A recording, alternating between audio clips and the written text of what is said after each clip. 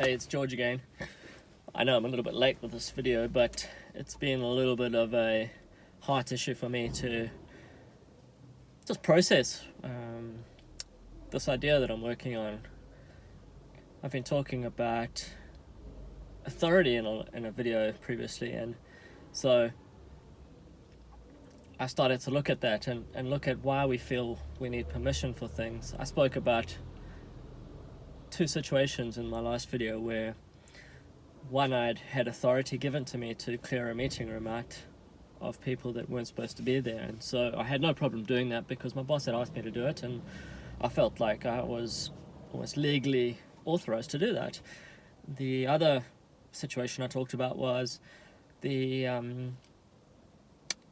being on stage and how we had been invited on stage, but someone had handed me a microphone and I didn't feel like I actually had authority or approval to sing, so I stepped back and I just gave the microphone to someone else, and I felt like a bit of an imposter.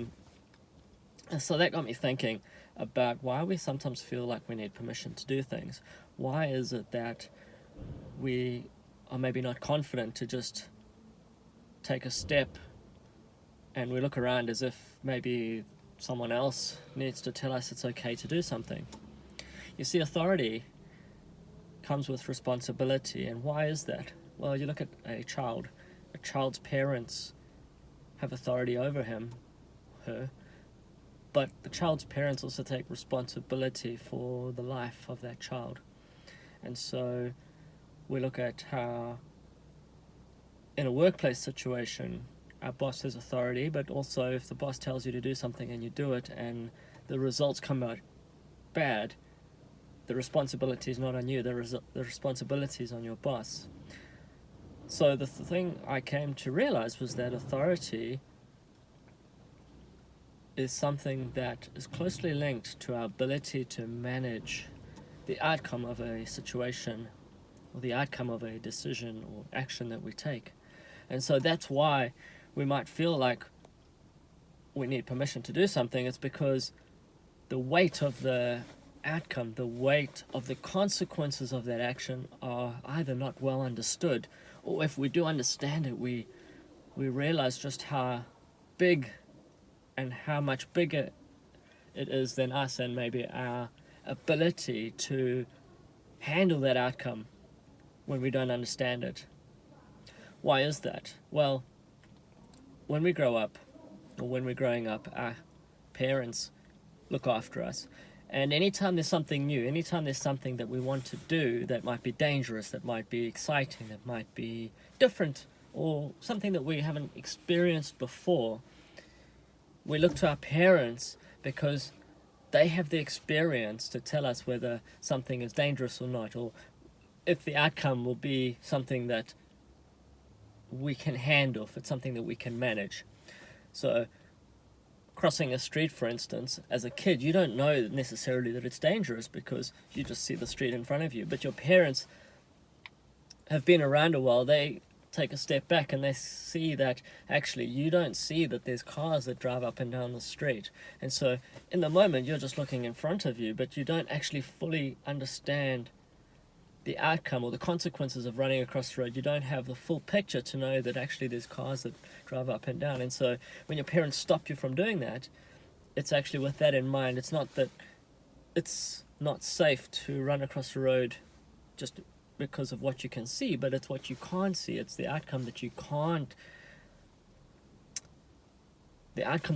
see that might surprise you, that might be something outside of your situational awareness, outside of your experience and expertise.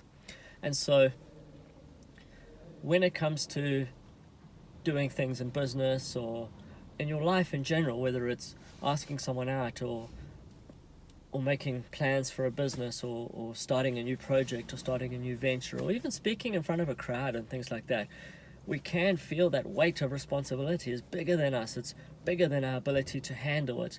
And so I've got this idea that authority is actually an understanding of our capability to manage the outcome of an action or decision. So when you take on that weight, you take on the responsibility of that outcome. And I think today we live in a society where people don't have confidence in their ability. We don't have confidence in our self-efficacy, our ability to handle outcomes and handle the unknown and handle ourselves. You know, in times past, maybe in Africa, there was a rite of passage where you had to go out and kill a lion. And once you killed the lion, you'd proven that you are now an adult. You can look after yourself, you can look after your family, you can protect your cattle from wild animals. And then you look at maybe in Europe where you would do an apprenticeship with a master craftsman, and so you would work with this master craftsman for years doing an apprenticeship until you completed a masterpiece of your own. And once you had that masterpiece, it proved that you could go out and become a journeyman and go out on your own, and you could look after yourself, you could make a living, you could run a business, and that largely you could manage a family, you could handle the responsibility of having a family, you could provide for your wife, you could provide for your kids, you could build a shelter, you could pay for a home, you could pay for food, pay for education, all that sort of thing. And I feel like we've lost that. I feel like we don't have those rites of passage anymore. And so we end up in life looking for someone else to hand that responsibility to, because we don't know that we can handle it. We don't know that we can manage the outcome.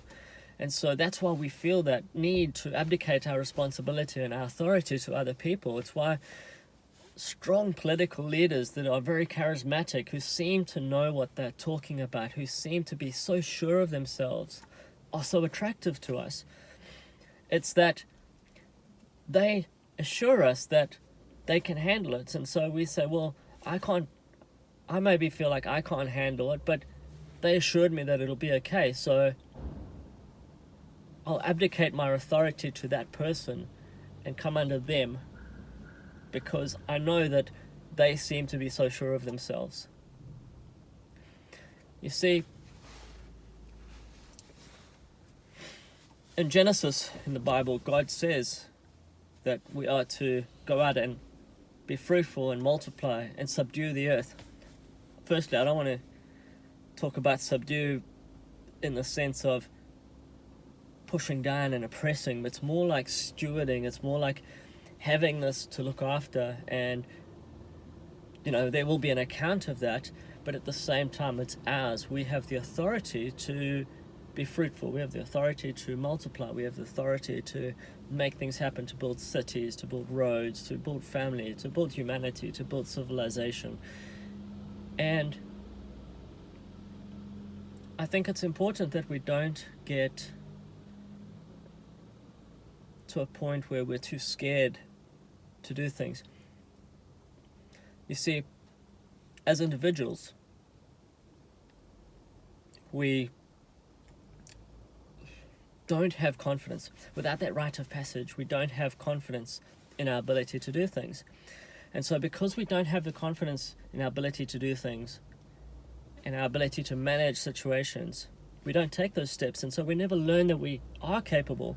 And it's only by experience, it's only by actually taking the steps that you will get the feedback you require to say that, hey, I tackled this thing. I spoke about this, it's actually this car here. I spoke about how I tackled the engine and doing an engine swap and all the wiring and everything. And it was only because I had done it in the past and I was comfortable with the outcome, whether or not I even finished it. It was if I was comfortable with walking away from the car and just scrapping it if I had to. But I was also fairly confident that I'd be able to finish it and get it working. And so now that I did that, I now have that additional experience, and I have that additional evidence that I'm able to handle this. And so that means the next time I can do a little bit more, and I can push a little bit harder, and I can believe in myself and my ability to accomplish what I've set out to do.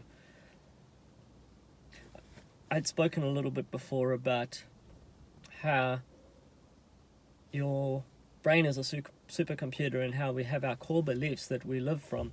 And if those core beliefs don't match up with reality, if we have faulty programming, then we learn to doubt ourselves, because when we expect something and we don't get what we expect from a certain situation, we learn to have no confidence in our ability. And so we expect A, but we get Z. And so we don't have that faith in ourselves, or that confidence in ourselves, to make predictions and that our expectations are going to be correct. And because of that, our insecurity grows and our lack of confidence grows, or should I say our confidence decreases. And so it's only by looking at our core beliefs, coming to terms with them, coming to understand where we're wrong, being humble enough to say that actually I might not know the answer to this, and I might have this wrong. And it's only through that we can say, okay, well, I see where I went wrong. Let's correct that programming. And so next time when I try make a decision, I will get the outcome that I expect. There's a bit more to this than that, because I want to look further into the authority that God has given us. But I think that I need to work on myself first before I can even talk about it more. And that's why this has been such a long time in coming, this particular video. It's because I've been processing it a lot myself. And so I'm really excited about the next step in my journey, as well as in being able to share it once I get the answer for myself. I've got a little bit of the answer, and I will say this, that faith is just an understanding of who is in authority and where we are and where our position is in authority. But I'll leave that for another video, and I look forward to your comments and thoughts. Do me a favor, hit that subscribe button, hit the like button, and please share with your friends. I'll see you next time.